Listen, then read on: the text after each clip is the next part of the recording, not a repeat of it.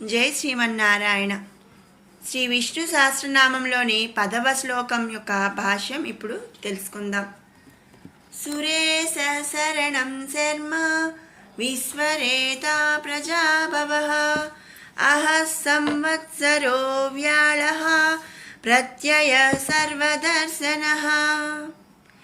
సురేశః బ్రహ్మాది మొదలగు దేవతలను సృష్టించినవాడు, అందుచేత సురులకు ఈశ్వరుడు.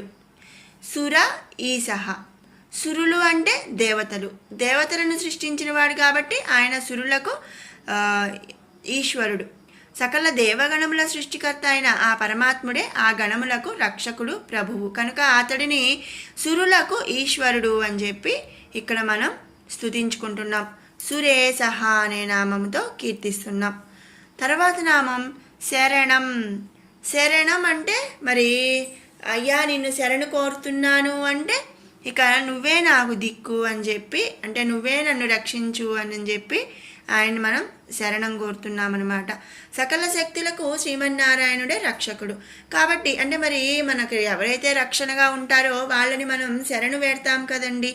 సర్వకాల సర్వావస్థలనందు ఈ జగత్తును కాపాడేవాడు, కాచువాడు మరి శ్రీమన్నారాయణుడు. తనను బ్రోచువారిని రక్షిస్తాడు, అంటే తనని ఆరాధించిన వారిని రక్షిస్తాడు.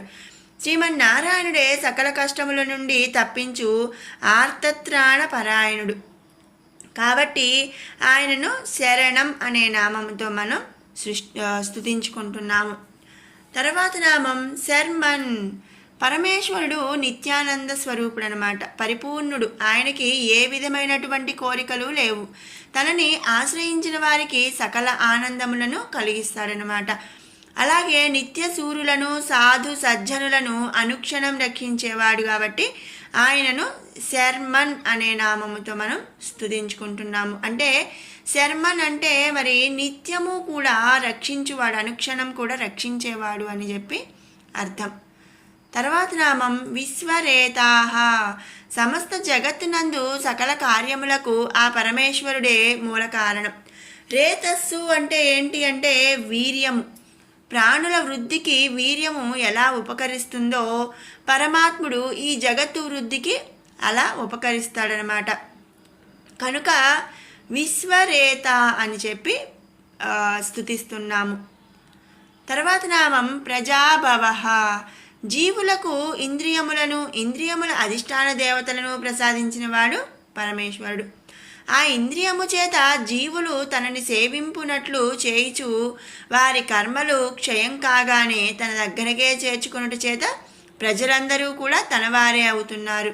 కాబట్టి ఆయనను ప్రజాభవః అనే నామముతో మనం స్తుతించుకుంటున్నాము. తర్వాత నామం ఆహహ. తనను ఆశ్రయించిన వారందరికీ జ్ఞానమును ప్రసాదించి ఆ జ్ఞానము చేత ఆత్మ పరమాత్మ ఒక్కటే అన్న సత్యము గ్రహింపజేసి మోక్షమును ప్రసాదిస్తున్నాడు. ఆత్మజ్ఞానం కలవారికే పరమాత్మతో సామరస్యము కలుగుతుంది. కనుక తన అందు జ్ఞానహీనులు లేనివాడు అని చెప్పి దీని అర్థం అన్నమాట. అందుకనే ఆయనను ఆహాహ అనే నామంతో మనం స్తుతించుకుంటున్నాము. అంటే ఏంటి అంటే అందరికీ ఆత్మజ్ఞానం ఉంటుందా? ఉండదు. ఎవరికైతే ఆత్మజ్ఞానం కలుగుతుందో వారు మాత్రమే మోక్షం కలిగి ఆయన్ను చేరుకోగలుగుతారు. మరి అలా అని అందరికీ మోక్షం రాదా అండి? ఏదో ఒక సమయంలో, అంటే మనలో ఉన్న ప్రతిదీ కూడా ఆయనే మనకు మరి ఆత్మజ్ఞానం తెలుసుకునేలాగా ప్రేరేపించేది కూడా ఆయనే అనమాట. మరి మన కర్మ ఫలితాలను బట్టి మనకు జన్మ అనేది ఉంటుంది. అయితే ఏంటి అంటే మనకి ఒక దారి అనేది చూపిస్తాడు, కానీ దానిని మనం అనుసరించకపోవటం కూడా మరి ఆయన అనుజ్ఞ అయినా కూడా మరి అది మన కర్మ అని చెప్పి, మన కర్మఫలం అని చెప్పి మనం అనుకుంటూ ఉంటాము. కాబట్టి ఏంటంటే ప్రతి వారికి కూడా ఏదో ఒక సమయంలో ఆత్మ పరమాత్మ ఒకటే అనే సత్యాన్ని తెలియజేసి వారికి మోక్షాన్ని ప్రసాదిస్తాడు.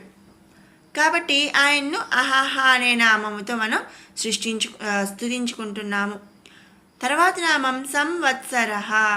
ప్రజాపతియే కాలపురుషుడు, అందుచేత పరమాత్మ విభూతి అయిన కాలపురుషుడి స్వరూపమునందు సంవత్సర అని చెప్పి అనబడుచున్నాడు.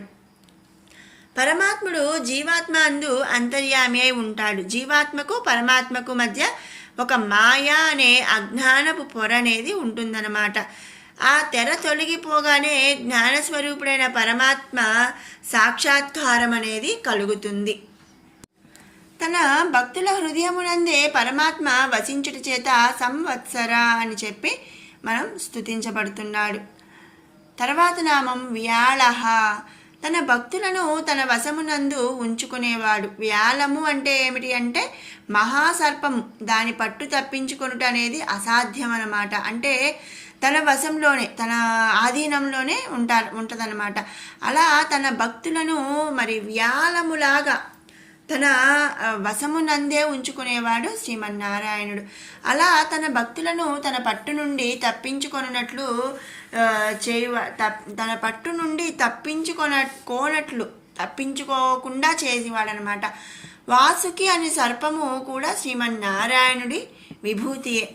కాబట్టి మరి వ్యాలము అనే ఒక మహాసర్పములాగా తన భక్తులను మరి తన ఆధీనంలో ఉంచుకొనేటాడు. కాబట్టి ఆ శ్రీమన్నారాయణుడిని మనం వ్యాళహ అనే నామంతో స్తుతించుకుంటున్నాం. తర్వాత నామం ప్రత్యయ, జ్ఞానస్వరూపుడైన పరమేశ్వరుడు తనపై నమ్మకమును ఉంచిన వారిని రక్షించి వారికి తన పట్ల నమ్మకము, భక్తి, శ్రద్ధలు కలిగించేవాడు. లోకకంటకులైన అరివీర భయంకరులైన రాక్షసులను సంహరించి దేవ నరుల ఇద్దరిని నమ్మకమును కూడా పొందినవాడనమాట. అంటే ఏంటి అంటే మరి మనం చేయాల్సింది ఒక్కటేనండి, ఆ నారాయణుడు శ్రీమన్నారాయణుడి మీద నమ్మకమును కలిగి ఉండటం. ఆయన మీద నమ్మకం ఒక్కటి కలిగి ఉంటే చాలు, మనకి భక్తి శ్రద్ధలు ఆయనే కలిగిస్తాడు. అలాగే మనకి మంచి మనల్ని రక్షించడం కానీ మనకి ఏమి ఇవ్వాలి ఏంటి అనేది కూడా ఆయనే చేస్తాడనమాట. మనం కేవలం ఆయన మీద నమ్మకం ఒక్కటి ఉంచుకుంటే చాలు. కాబట్టి ఆయనను మరి ప్రత్యయ అనే నామంతో ఇక్కడ స్తుతించుకుంటున్నాం. తర్వాత నామం సర్వదర్శన, ఈ సృష్టి అందు మరి సూర్యచంద్రుల తేజస్సులు ప్రకాశించే వరకు కూడా పరమేశ్వరుడి దృష్టి అనేది కలుగుతుంది. సకల జీవుల నేత్రములు అతనికి కనులే. మరి ఈ సకల జగత్తు, ఈ సృష్టి అందు సూర్యచంద్రులు లేని స్థలం, ప్లేస్ అనేదే లేదు. అలా ఆ సూర్యచంద్రుల తేజస్సు లేని, ప్రకాశించని ప్లేస్ అనేదే లేదు. అంటే ఏంటి, ఈ సకల జగత్తు కూడా ఆయన చూస్తూనే ఉంటాడు. పరమాత్ముడి దృష్టి ఈ సృష్టి అందు అన్ని వైపులకు కూడా ప్రసరిస్తుందన్నమాట. అణువు, పరమాణువు, మరి అణువు అంటే చాలా చిన్నది, ఇక పరమాణువు అంటే మన కంటికి కనిపించనంత చిన్న నలకలన్నమాట, ధూళి. ఈ అణు పరమాణువుల కదలికలను సైతం కూడా అతని సృష్టిని దాటిపోదట. అంటే ఏంటి అంటే మన కంటికి కూడా కనిపించినటువంటి చిన్న మరి పరమాణువులను కూడా, అవి కూడా ఆయన దృష్టికి దాటిపోవట. అందుచేత అతడు అన్నింటినీ దర్శించగలిగినటువంటి వాడు. కాబట్టి ఆయన్ను సర్వదర్శన అనే నామంతో మనం స్తుతించుకుంటున్నాము. దీంతో 10వ శ్లోకం పూర్తయిందండి. మరి ఇప్పుడు 1 నుంచి 10వ శ్లోకం వరకు కూడా మరి 2 సార్లు పారాయణ చేసుకుందాం. విశ్వం విష్ణుర్వషట్కారో భూతభవ్యభవత్ప్రభుః భూతకృద్భూతభృద్భావో భూతాత్మా భూతభావనః పూతాత్మా పరమాత్మా చ ముక్తానాం పరమాగతిః అవ్యయః పురుషः సాక్షి క్షేత్రజ్ఞోక్షర ఏవ చ యోగో యోగవిదాం నేతా ప్రధానపురుషేశ్వరः నారసింహవపుః శ్రీమాన్ కేశవः పురుషోత్తమः సర్వశివస్థాణుః భూతాధిర్నిధిరవ్యయः సంభవో భావనో భర్తా ప్రభవః ప్రభురీశ్వరः స్వయంభూః శంభురాదిత్యः పుష్కరాక్షో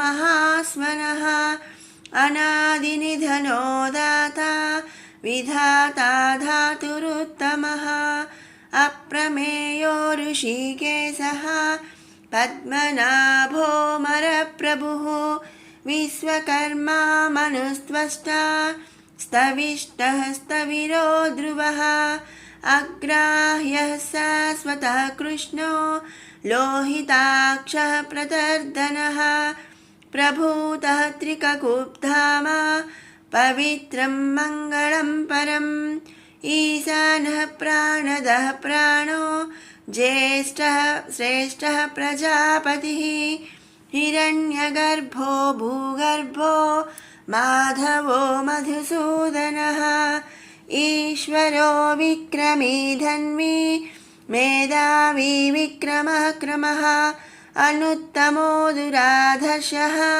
कृतघ्नः कृतिरात्मवान् सुरेशः शरणं शर्म विश्वरेताः प्रजाभवः अहा संवत्सरो व्याळः प्रयत्नः सर्वदर्शनः।